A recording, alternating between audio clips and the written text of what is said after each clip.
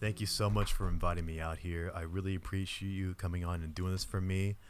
I've known you for a little bit, and I've already talked to your sister already. So I've been very excited to finally get to sit down with you to talk about what's going on with Sam, how you got to where you got to, and how you can help so many people out there. First of all, I got to say this is my first uh, on location interview, and it's so exciting because of where we're at. It's a nice summer day in Silicon Valley, and the way this area is designed, it's incredible to see. Such a great thing to do, and it kind of inspires me to say whenever I want to buy my own home, these are the kind of things that I'd like to have here. Yeah, it's beautiful. No, thank you for taking the time to come out here to meet with me. And um, yeah, I'm glad I get a chance to do this with you. Gives me a chance to get to know you, and we could talk about some things that maybe somebody can relate to. We're gonna have some fun, and I get to really find out the other side of Sam that we Yeah. haven't had a chance to actually do. First thing is, and one of the things that intrigued me so much about you and your sister is your guys' background, how you got here, what you had to go through, and just how that affects your future outlook on life based on what you've actually seen compared Right. to like nowadays. If you grow up around here, there's just certain things you don't experience, for better or for worse, and we like it for the safety aspect of it, but then sometimes we have to worry about how does that apply to real life. Right. But talk to me a little bit about your background, how you guys got here, and how you got your names are different between you and your sister. Yes, we do have different last names. My sister's last name is actually our birth last name. So my last name, Vilaysak, was given to us when we came here to the United States.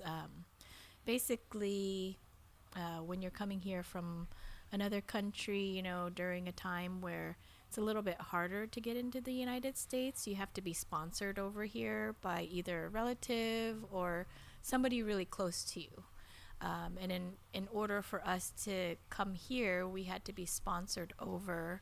And to make that process a little bit easier was to change our last name to the sponsor's last name. And that's how Vilaysak came about. That's really interesting. Yeah. And yeah, it's like if you see your name written on paper as Sam Vilaysak, you would say, how did you come up with that name? And it's an interesting story to say this is how it actually Right. happened. And there's actually quite a few people that do have to do that. We just don't talk about it. It's not something that we think about unless somebody asks us, like, oh, why do you have a different last name than your sister and your dad or whatever. My sister's last name is Ye, which is our birth last name, but she changed hers when she got her citizenship. And for me, I got my citizenship, but I just never bothered to change it. It makes sense. Yeah. It feels natural for you and it Yeah. feels right. I've been going by that since, we came here, which was 1980, and I was 1 years old. You were 1 years old when you came I here. was 1 years old. Do you, I mean, 1 years old, I can't expect you to remember a lot about that transition here, but when you think back to the earlier days of your memory, like what were some of those early times like when you were like 5, 6 years old that stick out to you about growing up? Honestly, I feel like my childhood was really fun because we came here to the United States and we grew up in Anaheim, California, which is Southern California. Um, and it was a little bit more carefree. And we also were probably so young that we didn't see how hard my parents had to work to get us to where we are now.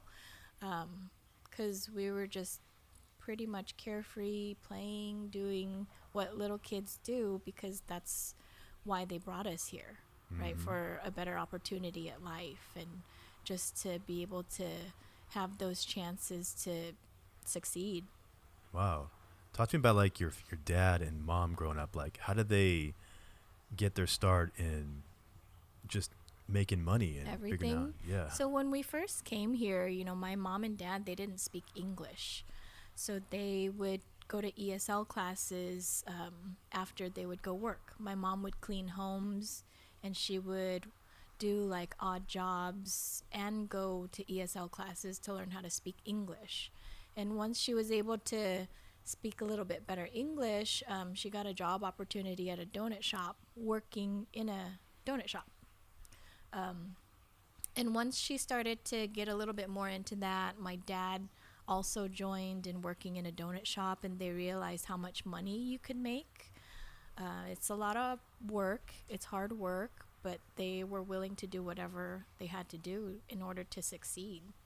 It reminds me of that Netflix documentary, The Donut King. Have you Yes. seen that? Yes, we have. How accurate is, maybe not specifically that person that it was about and what his ups and downs, but how accurate is that just in what you saw every day, It's 7 pretty days a week? accurate. And My dad actually knows the Donut King. but I forgot his name. I What's his forgot name? his I forgot his name too, but my dad does know him. So how that happened was when my mom and dad were going to ESL classes, my dad had met these two young guys that just really liked my dad because he was nice and he would offer them rides home or to work because he was the only one that had a driver's license at the time. So my dad had offered, to just drive them because when you're an immigrant coming from another country, you kind of just have that connection with other immigrants and you want to help each other out. Makes sense. So they really liked my dad and offered him to meet the Donut King.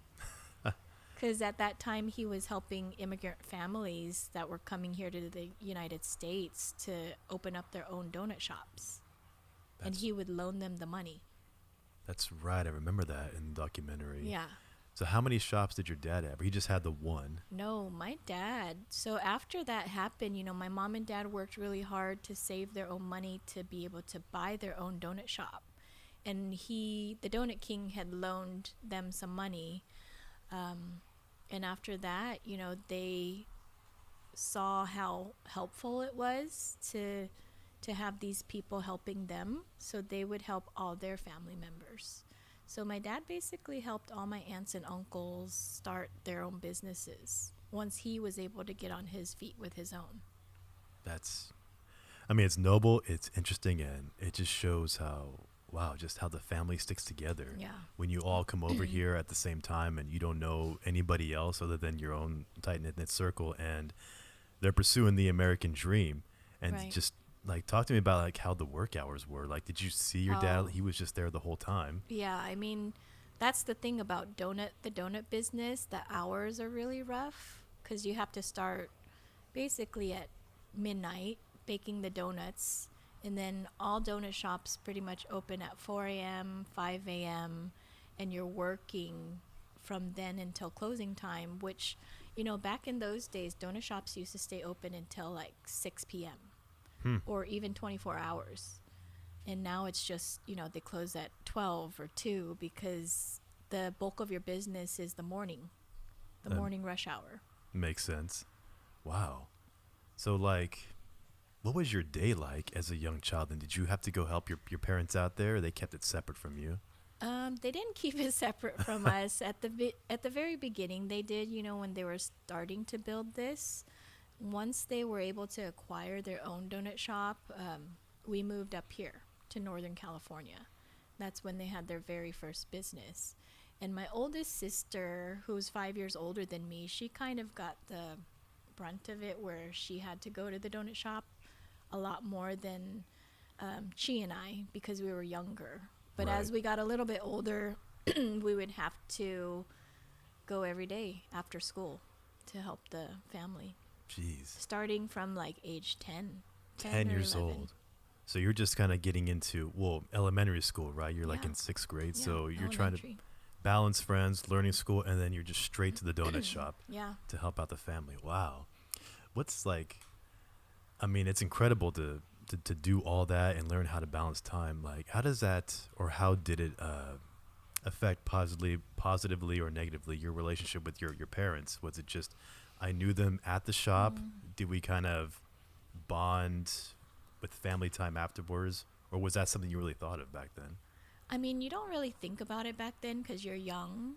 And I think growing up in America, I feel like especially in situations like that, you kind of build resentment towards your parents for having to like go to the donut shop every day after school as opposed to going to play with your friends and having a normal childhood. It was, no, you have to go to the donut shop, you have to help, and you have to work hard.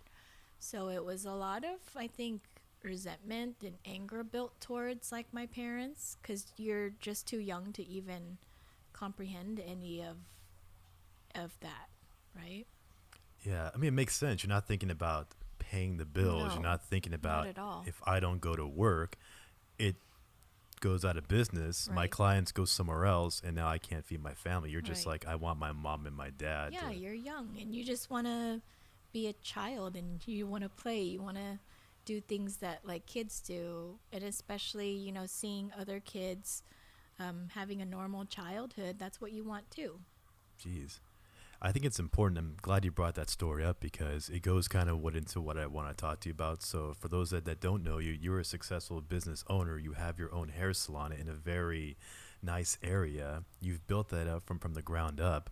And I can see how what you saw growing up, how that probably affected you and put you in a position to say, this is what I need to get done. Right. And it's just so second nature because these work ethic skills that you saw from your parents, it's just instilled in you naturally. You just know, I got to get it done. I got to Right. make the order. I got to make ends meet. It is what it is. What have you learned about, before we get too much into the business itself, what have you learned about how to, I guess, balance, because you also have a 3-year-old son, right? 3-year-old, 3-year-old right. son, right? And you have a husband, and you're trying to balance that with the business. Like, did your experiences with seeing your parents go through all that affect you? Did you say, I love that part of it, I'm not doing that? How do you Yeah, factor that into it? absolutely. I feel like, and it just naturally happens, without even really thinking about it too hard because that's the way you grew up. So, um, being a mom now, there's definitely things that I think to myself like, oh, I don't want to do that. I don't want to raise him this way where it's just all about work. I want him to have an education and I want to have that balance for him. Because I do feel like when we were younger, we didn't really have that balance. And it wasn't my parents' fault. They came here as immigrants and all they knew was to work hard. They didn't have that education to fall back on. They didn't go to college. So it's not like they could go somewhere and present their degree and say, this is what I want to do. They were given that opportunity to start their own business and they kind of ran with it. But also at the same time, raising kids in the United States was also probably difficult for them too because they didn't know what we needed. It was just always like work hard, not really knowing how to help us work hard or teach us in that way. Yeah, that makes sense because if you go back to, Laos, right? Laos. Laos. So you go back to Laos, and this is what, the 1980s and 90s. Mm-hmm.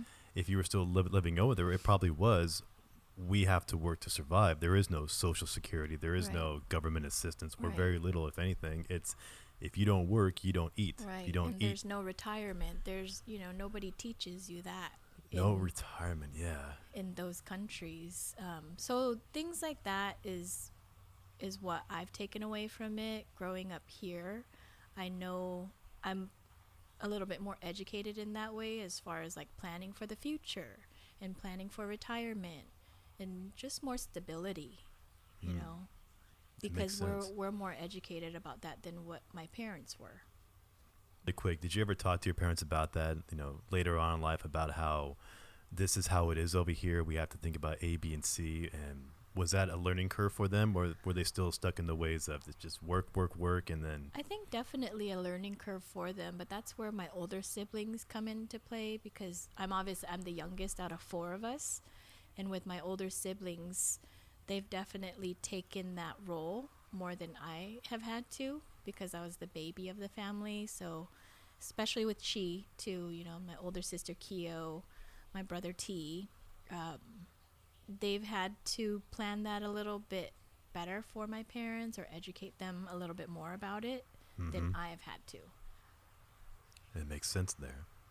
So, how about as you aged into your teens and 20s, when, especially over here, the way life is like in America, it's like freedom. You get to do all these different Yeah. things. Your friends are going to parties, you're staying out late, whatever. As you got into that age there, did your mindset shift where I want to do more of what my friends are doing? Or was it still, I got to get this, Oh no, family yeah. first? I definitely had my fair share of like going out and living like a an American kid does. I definitely had my fair share in my teens. Because I'm the youngest in the family, I think my parents became a little bit more lenient with me as far as like discipline. So yeah, in my 20s, I would go out, I would party, I would do all these things that other kids would do. I definitely was not like kept from doing any of that stuff. Right. So I guess would be when you were going through that time in your life, how were you looking back on for example, the donut shop, excuse me. Did you see that as something that you wanted to stay away from as you got older? Like, that's my parents. I want nothing to do with that. I don't want to join the family business. Yes. Or were you, okay, makes it Absolutely. easy. Like, what was it about it? Was it the environment? Was it the hours, the money? I think it was just more because we were forced into it, forced going there every day after school. You don't really see the other side of it. All you see is like, this is what you have to do. And being told to do that at a younger age, you kind of just naturally build this resentment towards it. Like, I don't want to I don't want to have a donut shop when I get older. I don't want to take over the family business. I don't want anything to do with it. Which, of course, during that time, I felt that way. But as I got older, the things that my parents did teach us started to come out a little bit more in my like own personal life. Gotcha. So, like, what would be an example of that where you just kind of said, wow, I didn't realize that what mom and dad did is actually coming out now in my 20s? Yeah. Was it your work ethic? Was it how you view life, family? It was my work ethic. I always had, even growing up working in the donut shop, I always had other jobs too. Like, my parents would let me experiment with like getting a job in the mall as long as I was working.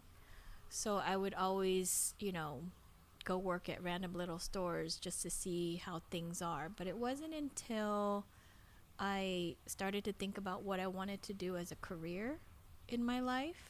After high school, I graduated and I immediately went to beauty school, which I kind of just always felt like that was something that I wanted to do. So I went to beauty school, and then after beauty school, I went to special effects makeup school in LA, learned how to do makeup. And after all that, when I had to actually get like a real job and think about my future, then I got an apprenticeship at DiPietro Todd Salon, which is kind of where my whole hair career started. That's right. And back then they had a really good program too. It was, you don't just come in here and start coloring hair. It's, we have a 4-year program or whatever it was. Right. You have to show improvements Right. because we have a reputation to keep up. Right. That's one thing I'll say about them is that having that program really set the foundation for a lot of consistency and made people better Right. instead of just throwing them to the wolves. It wasn't until then that I started to really like appreciate the work ethic that my parents had instilled in us, because once I started that program, I was so focused and I wanted to get through the program. I wanted to be the best that I could be, even though it wasn't like going to college, like what my parents would want us to do, It was going to beauty school or apprenticing, but I wanted to be the best at it. Gotcha.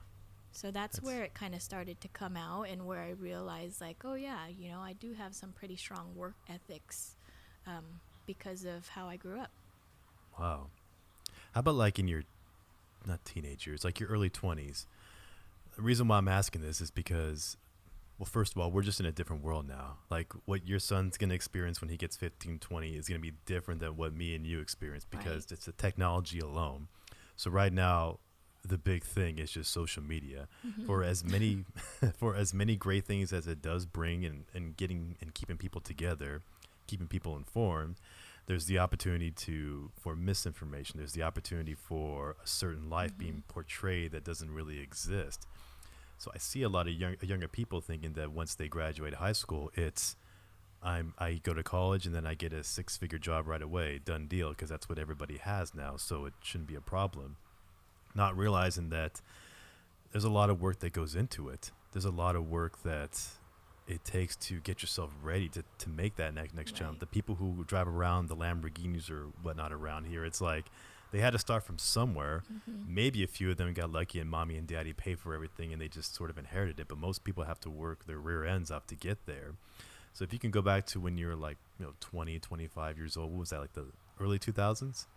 I believe so. Around there, something like Around that. there, yeah. Did you ever see or feel anything from your friends about how maybe they felt like life wasn't fair, that they should be getting certain things and they're not? You know, when I was in my early 20s, because social media wasn't really as present, I think maybe MySpace was just starting to become a thing. Yeah, that was a thing. But I'd never really got onto like Facebook or any of those platforms. So I feel like you don't see those things as much, or those issues don't really come up as much because you're not seeing what your friend has and what you don't have. You kind of just live your life a little bit more. Nowadays, there's just too many of those platforms for young kids to like go on to and just see like what they don't have in their lives, which makes it really hard. It's I was telling somebody about this too, because you're right. When I was growing up, it was just simply you get a job, you go to college, you'll be the first in our family to go to college, great, but then that means you're going to get a better job.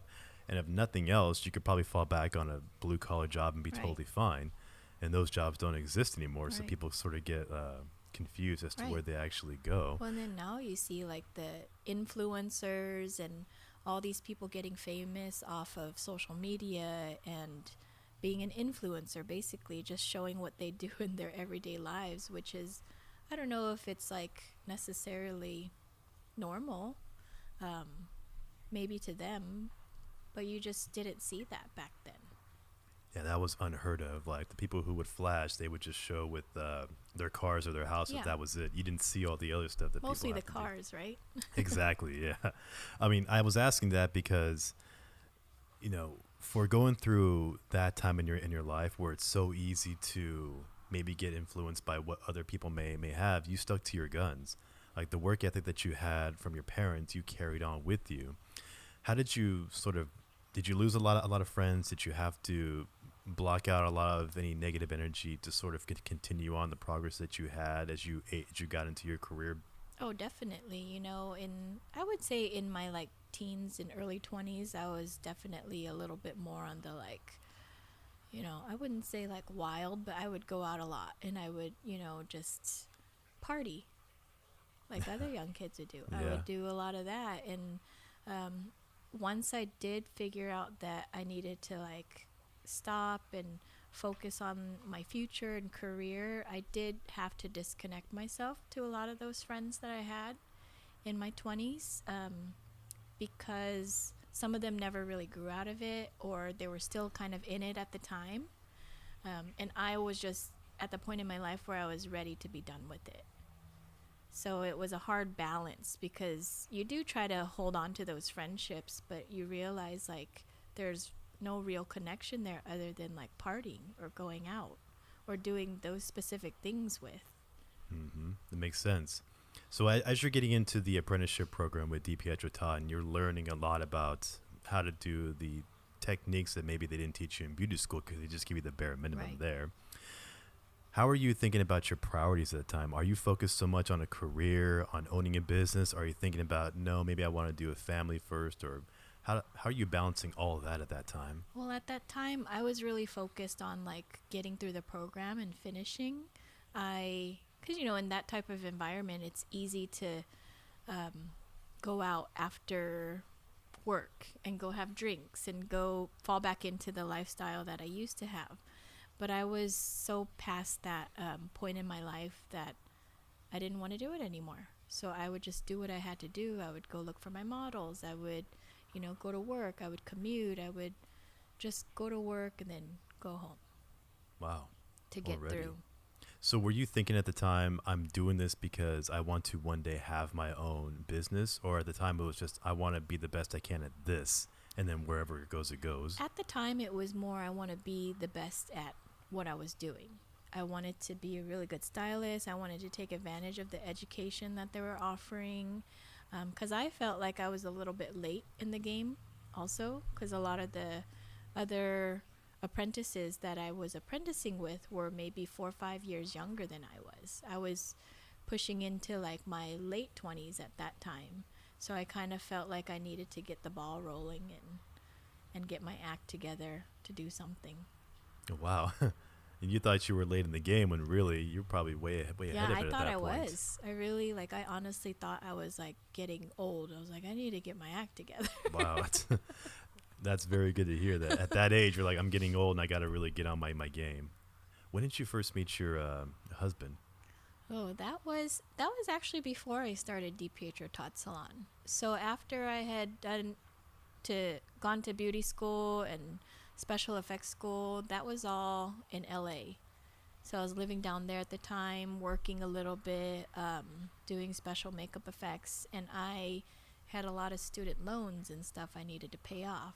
So I thought to myself, I should just move back home because LA really just wasn't for me. It wasn't my personality. It's a different beast down there. It's different for sure. I'm glad I had that experience though. But I moved back and I just needed to get a job. So my oldest sister and brother helped me get a job at a mortgage company. And this was just like, just some random job to help me earn some cash to pay off some student loans. And that's where essentially I met my husband. Wow. We And started the same day. That's crazy. And it just flowed from there. How many years has it been? Oh, gosh. I don't even know. 13, 14. He's going to kill me after listening to this. No, that's okay because it's usually the guy that gets in trouble for forgetting. So Yeah. it's nice to I'm know the that forgetful one. it goes for both ways there. I'm terrible when it comes to dates and how many years, but it's been a long time since we've been together. He's supported me through everything, all the decisions I've made, so I'm very grateful for that. And just hearing that, it brings up a good point that, me and Angela always talk about is that part of the reason why we probably got to where we're at is because when we got together, it was before we decided to take different career paths. So in doing those different career paths or getting the extra education and whatnot, it's because we helped each other out. It made things so much easier. Right. But it brings up a point about how stability in like a relationship can or cannot matter because you're at a point where you have a business and you have a family now, and a lot where I see that there's a challenge with a lot of women out there who are trying to figure out in their early 20s, do I go for a career now? Do I focus on a family now? Do I have kids now? What about this? And some people go through it and it works for them great. Then some people figure out, well, I focused so much on my career for so long because it's what I wanted that I missed the opportunity for A, B, or C. Or now if I want children, it's a lot harder for me now because of whatever. When you were going through that, how did you prioritize those different things? I was definitely part of that group where I was more focused on my career and not really thinking about starting a family right away, which is one thing, I could say I wish we would have started sooner. Because as you know, for women, it's so hard having that pressure of like having kids right away or at a younger age, or you have to have children by this point in your life. There's all those pressures for women because it does get harder with age. The longer you wait, it gets harder and harder. And this day and age where most women are career oriented, they put that aside and focus on career only until it gets to the point where you're like, okay, my clock's ticking, if we're going to have a family, we got to start soon. And that's where, I think it gets hard. Man, I mean, we'll get into priorities in a second as we go on in years, but I think it's a problem that we're facing, and especially this country now, that it's not really a problem. It's a challenge that we're trying to figure out where is the happy medium at. Yeah. It's on the one hand, it's great that everybody has an opportunity to have the career and live the American dream. On the other hand, it's ideally, I guess, biologically, if you want to have children, you probably want to do it around your early to mid 20s when everything is like, I guess your body Easier. says exactly yes.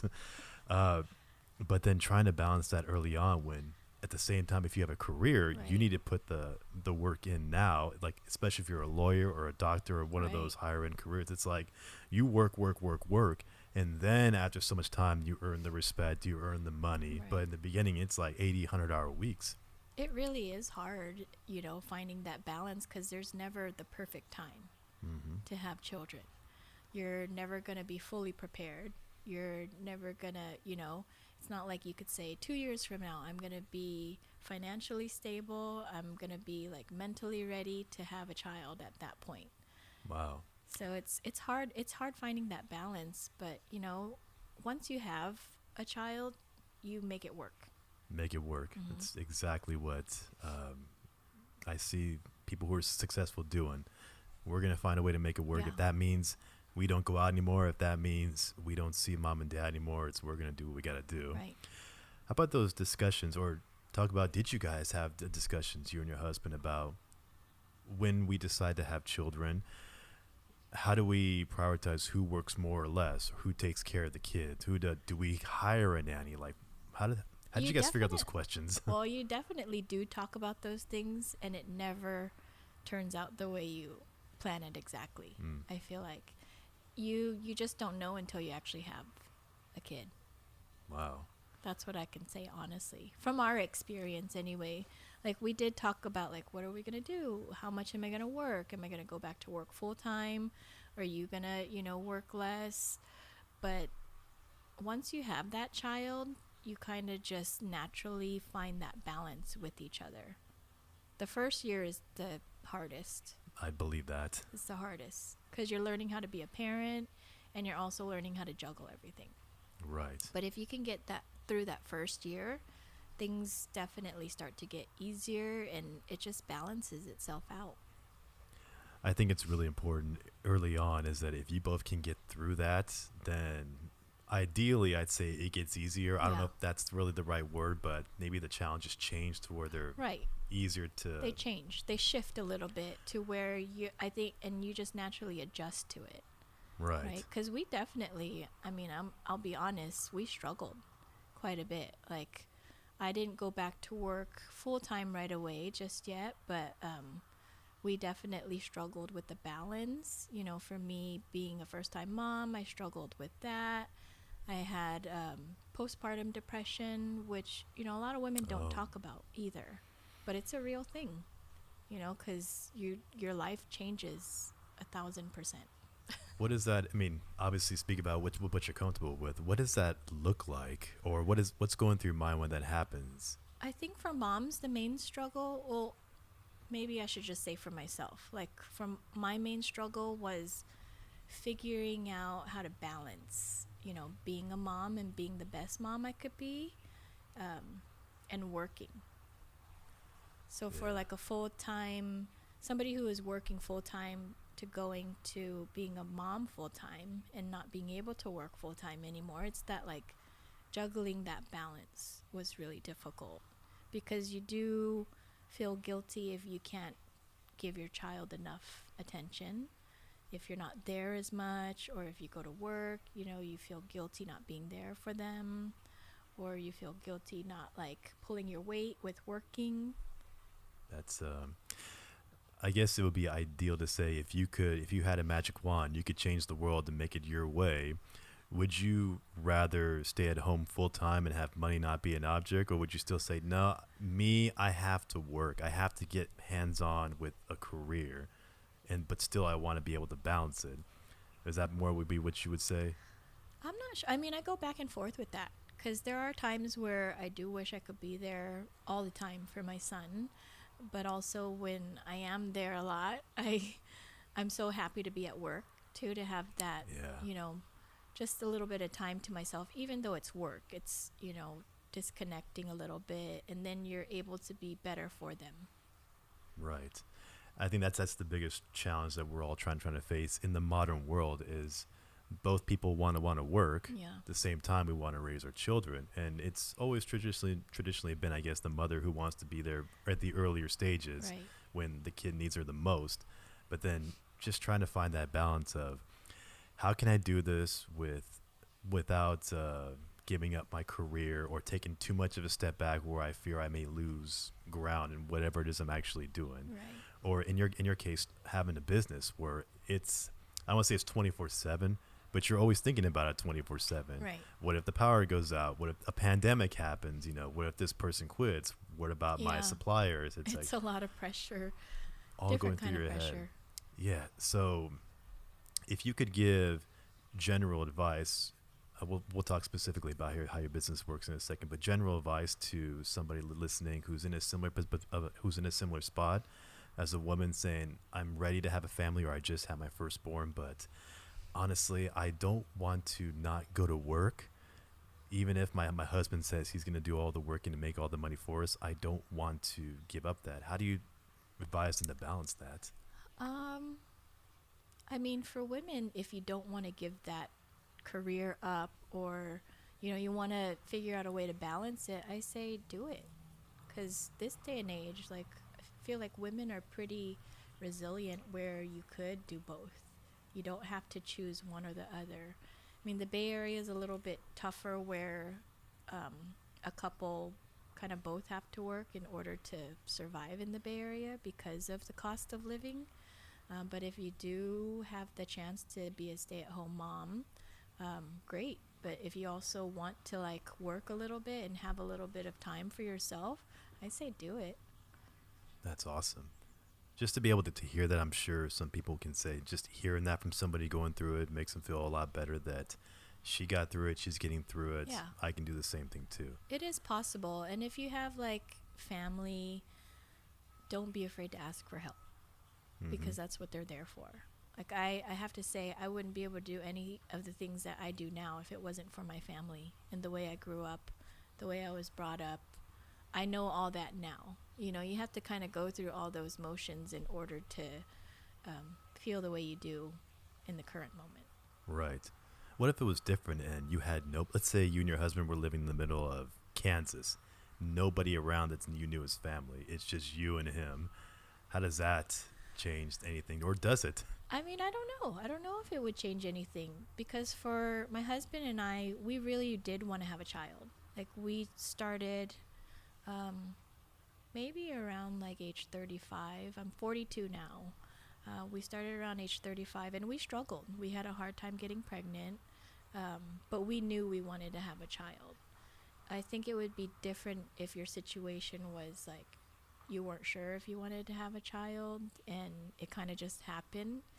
I could see where that struggle is, but for us, we knew we wanted to, so no matter what situation we were in, I think we would have tried to make it work.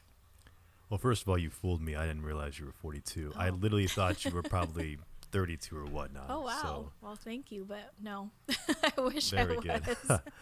Well, I appreciate the advice that you give about family. It helps me too to figure it out. This is one of those those topics that I don't think is ever going to have an end. So I always like hearing different people's point of view on something because I always find something, no matter how small or big, that I never thought about or I missed. And just that alone, if more people did that, to say, I don't know everything, even though I think I know what the right answer is, and maybe I won't change my mind, if I keep an open ear and listen to other people, there might be something out there that I never thought of. Oh, you know what? I never thought about that angle. That makes total sense. Maybe it doesn't change my mind, but at least I see the bigger picture, which gets into a whole another issue of what may be going on in the world now, where we're pretty much you're either here or you're here. Right. But that's a separate issue.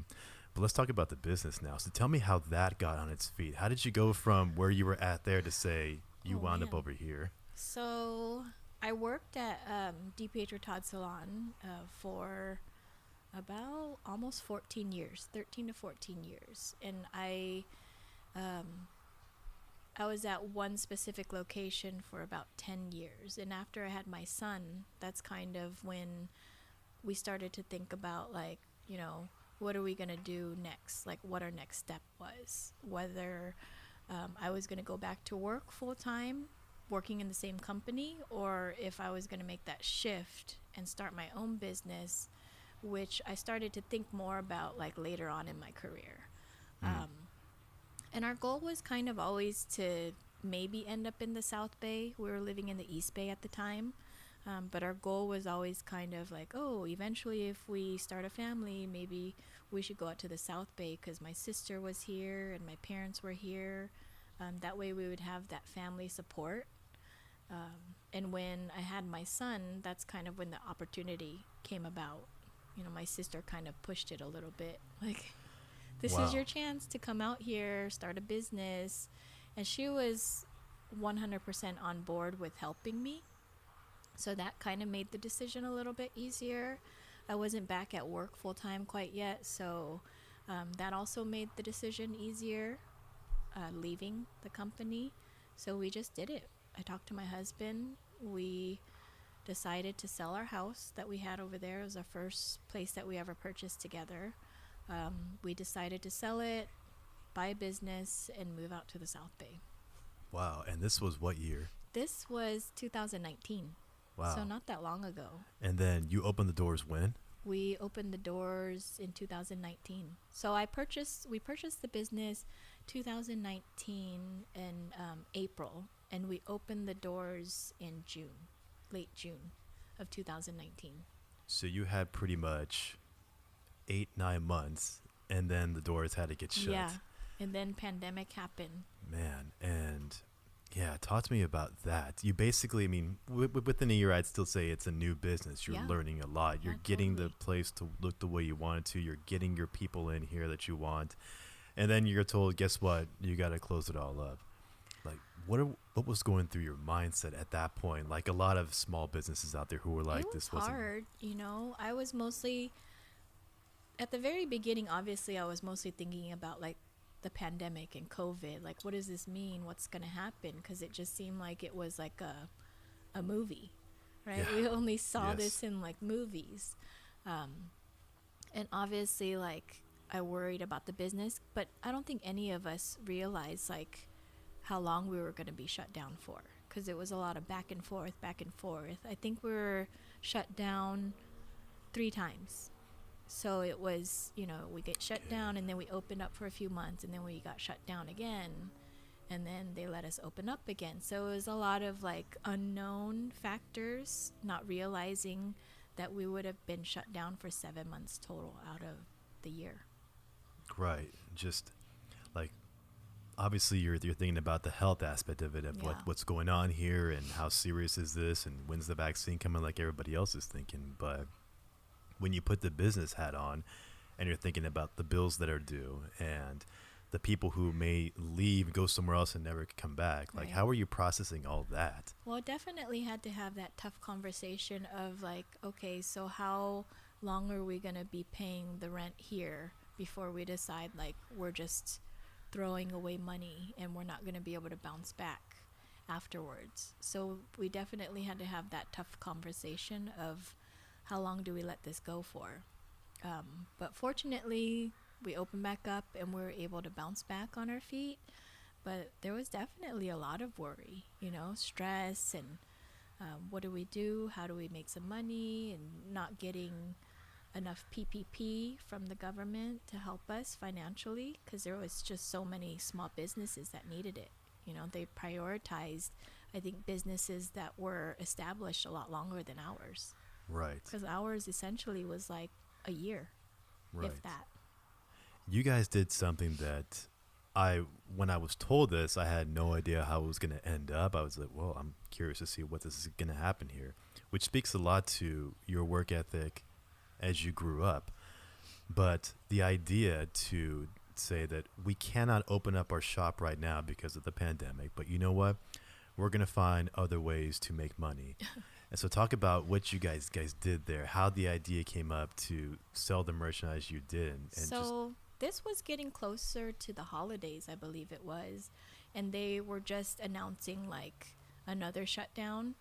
So immediately, like my brain went into high gear, and I just thought like, well, I had ordered all this merchandise to have for the holidays.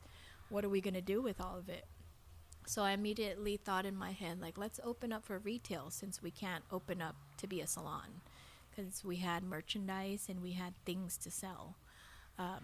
So we put that all together in 2 weeks, maybe less than 2 weeks.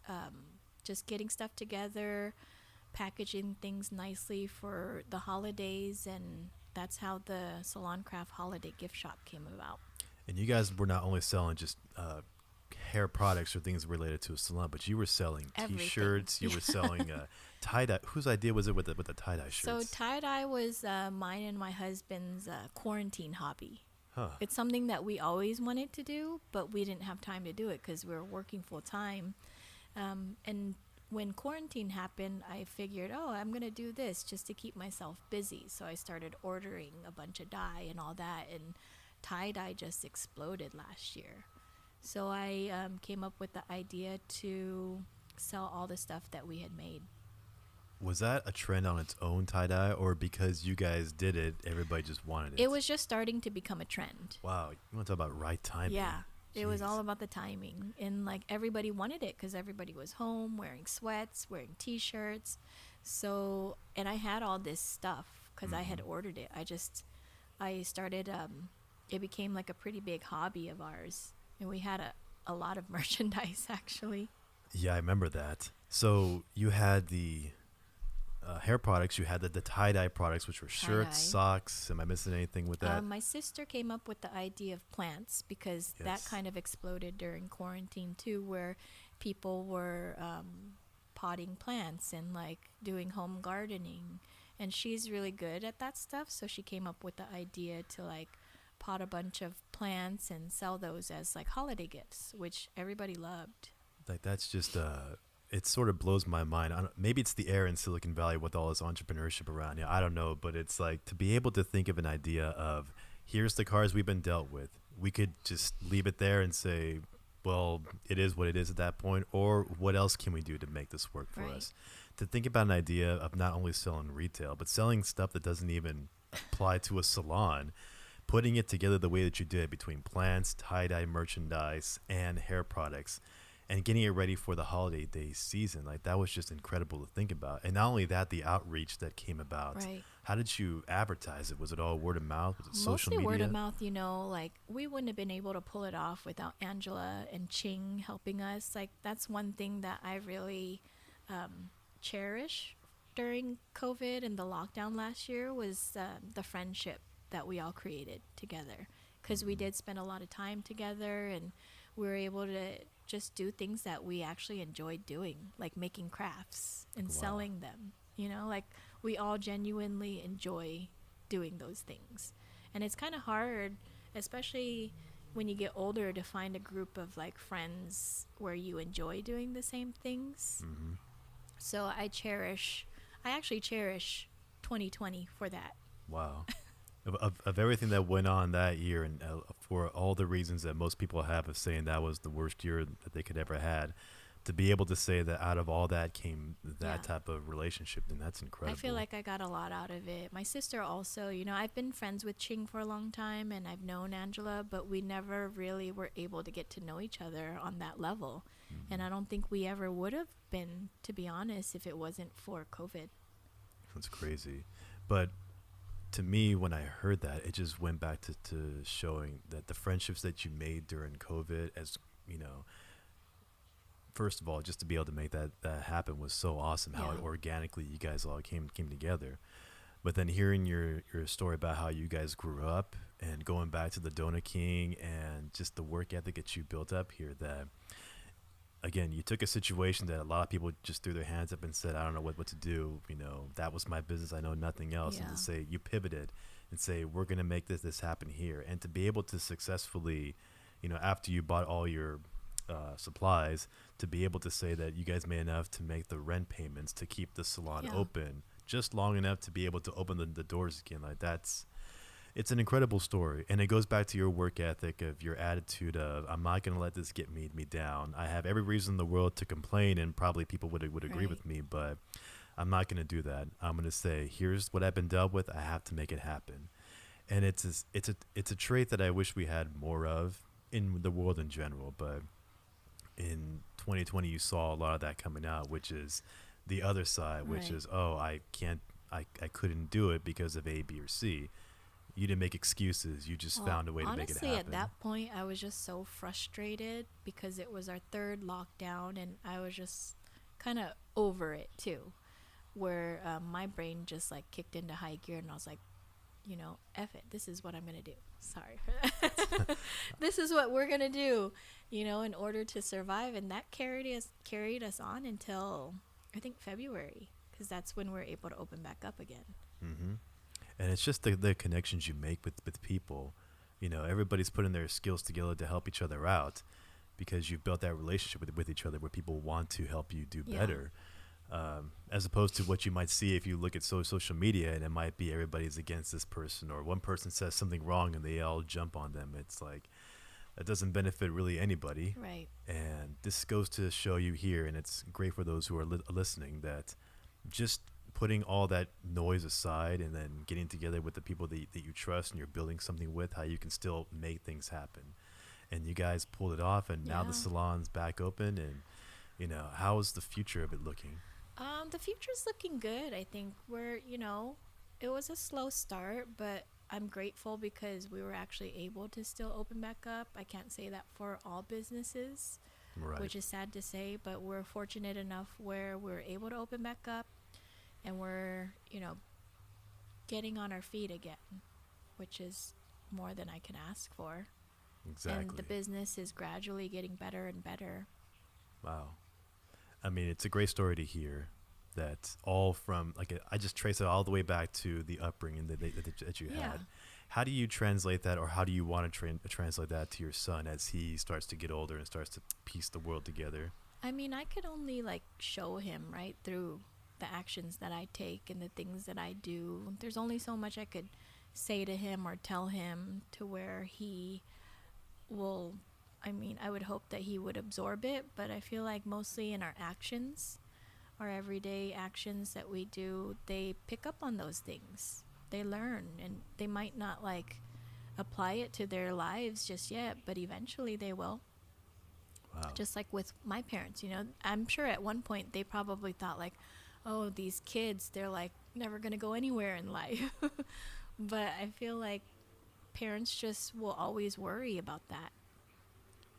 Yes, they'll always worry about it. And do you see a balance coming when it comes to when he is able to access social media? Do you guys have a rule in place already? We haven't talked about that yet. Yeah, honestly, we haven't talked about that yet because he's 3. We do try to limit the screen time, but we know we can't keep that from him. We can't not let him watch TV or not let him look at the iPad. Even just today, I was just dropping him off at daycare, and there was 2 other kids there, and they both had their iPads with them. And he just looked at me like, well, where's mine? He doesn't have one, but he was kind of confused, why do they have an iPad? And it's you can't keep it from them because they're going to see the other kid have it. I've seen where, I mean, the iPad, for example, it makes life so much easier if you're a parent of a young child, and it's if you can play a game or watch a show and give it to the child, and they're focused on that, so you can go do what you got to do, business, home, whatever. You'd think it makes life easier. Oh, absolutely. I'm not against that at all. There's been times where we want to have a nice meal somewhere, and he just won't be quiet or he won't settle down. But definitely, but there just has to be a balance with it. That's a big one, is that if you become too reliant on every time he cries, here you go, right. Here you go. And it's easy for parents, as for us to just give it to them. Right. And I'm kind of, I don't know when the iPad came out or when those tablets came out, but as children get older, I start seeing more do you talk to me face to face, or do you talk to me through a screen? Right. Do you feel comfortable looking up when you're talking to your parents, a boss or whatnot? And I think it's very good that you already have that in mind now. We have tools that we didn't have when I was a kid that I wish we did, but we have to know how to use them correctly. Right. So we have the knowledge of what it could do to you and how it could affect you. So that's our job as parents to realize that and balance it for them, because they're not going to be capable of it. Exactly. So between being a mom and being a business owner and being a wife, do you have time for anything else? It's hard, I feel like now that he's 3, we're just starting to be able to enjoy certain things that we weren't able to before, because the first 2 years you honestly don't feel it's ever going to end. But it does. It gets better, and like, things that you could do with them become way more enjoyable. But there's definitely things that we still want to do and can't because, we have a young child or, but yeah. That's again going back to the question that a lot of people around here, especially, but in probably many parts of the country, are facing, which is how do I find that balance? Yeah. How do I be a great parent, also invest in my career, and also go and do the things that I've always wanted to, whether it's traveling, whether it's just being with relatives, mostly traveling. I think is probably Yeah, traveling is the biggest. That was one of the things that prior to having a child, I always wanted to do more of. And then obviously when you have a kid, you could travel with your child, but most people don't want to the first 2-3 years. right. They're so little. You mentioned one thing earlier on. I forgot to bring it up, but you were talking about how when your parents grew up in Laos, how we talked about there's no retirement system. No. That basically you have to have children because as you get older and you can't work, your children take care of you. Right. You then take care of your grandchildren, and the cycle continues. How do you see that going forward? Do you, I'm sure he's not going to watch this in 20 years and Right. say, "Hey, mom, you said this," but in your mindset, is it I want to rely on my children to take care of me as a safety net, or it's when they get older, you go do your life, and it's up to me and my husband to make sure that we plan that part of our life out? Yeah, I think that's with like part of growing up in America, coming from immigrant families that live here. That's part of it, seeing that struggle, with your parents getting older and like they don't have a retirement plan and they don't ask you to take care of them, but it kind of just happens that way where you naturally want to take care of them Mm-hmm. because of how you grew up. So I feel like for me, I always said that I don't want to burden my kids in that way.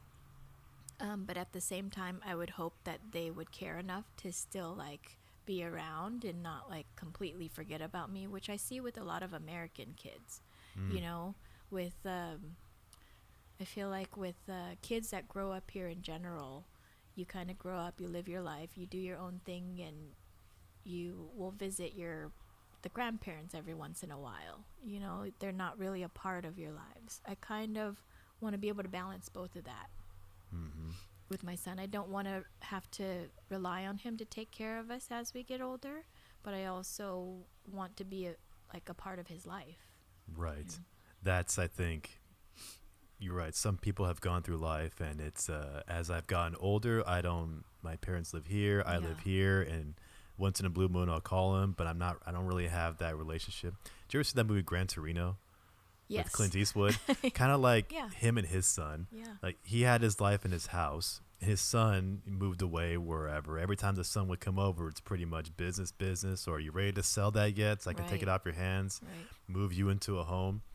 And I've seen a lot of that happen. I mean, I don't think it's the norm. Right. I hope it's not the norm.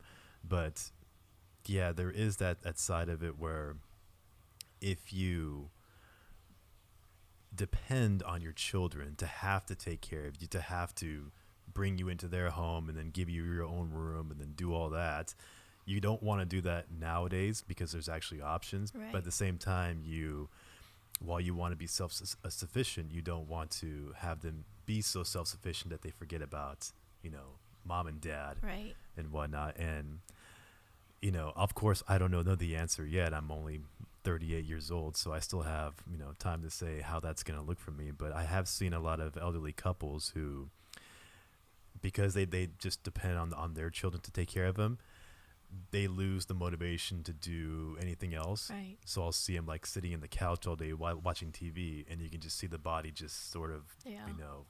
wither It's away. also cultural too, right? In a lot of cultures, I feel like you're raised to think that way. Like, we took care of you, and now that we're old, you have to take care of us. I feel like in a lot of cultures other than American culture, it's like that. I think for the majority of the world, we figure China, India Yeah. have the two most populous countries Everywhere in the world. but here, really. Yes, or maybe some places in Europe too are Yeah, like that. maybe. But mostly, you're right. It is an American, Canadian, Mm-hmm. Western European thing that you get capitalism. You go make your money, and then you do what you got to do. It's up to me to plan for retirement, plan for all this. But you're right. Finding that balance is key to doing that. Right. I'm learning that with my mother now because she doesn't live too far away from me. But how do I balance, doing what I have to do in my normal life, but also, give her time that she needs. She'll Right. never ask me. I know she'll watch Right. this now and say I never asked. She'll never ask me, but I want to give that time to her because, we only have so much time here. Absolutely. And, this isn't you raised me to go fly off the nest and I'll never see you again thing. It's no, I'm still here Right. to provide that Because support. of the way she raised you, right? And Hmm. you want to be able to take care of her and help her and be close to her, Hmm. be there for her when she needs you. And me and her have talked about this several times about the balance of, you raise your children to do so well, but then if they're so well, do they have time for you anymore? And that's where it's like, did I do Yeah. too good of a job as a parent, or did I? You never know as you go through it. You sort of Right. figure it out as time goes on. Right. And that's something I won't know either until my son gets older. We get older. Right. See what happens. Well, I think you're both on the right track here. Just being able to balance life the way that you have says a lot. And I think people hearing this, seeing your point of view, especially in an area where everything is so expensive here, to Right. still be able to do all that it is possible, that you don't have to worry about hearing all the negative energy from one side of the coin saying the divorce laws are all screwed up and it's all Mhm. this person's fault or it's society's fault, it's the government's fault. It's people make it happen. You're a living example of somebody that's had a lot thrown at you, could have easily given up and said, I'm going to pivot. This is what I was raised in, and I'm going to make it work. So I really appreciated hearing that. Yeah. Thank So, you. yeah, thank you so much for doing this. This was awesome. Yeah. It's this was awesome great. to learn about somebody one on one. Whenever we actually go hang out, it's like you're in a party environment. You're You splitting don't really time. get to talk about things like this. Right. Or if you try to, something happens. Like Right. the party gets louder. Someone jumps in the pool over here, which Or somebody yeah. calls. Someone falls in that pool. Exactly. Yeah. So let's talk about your actual shop really fast. If they Okay. wanted to reach out to you, what's your shop called and where's it located?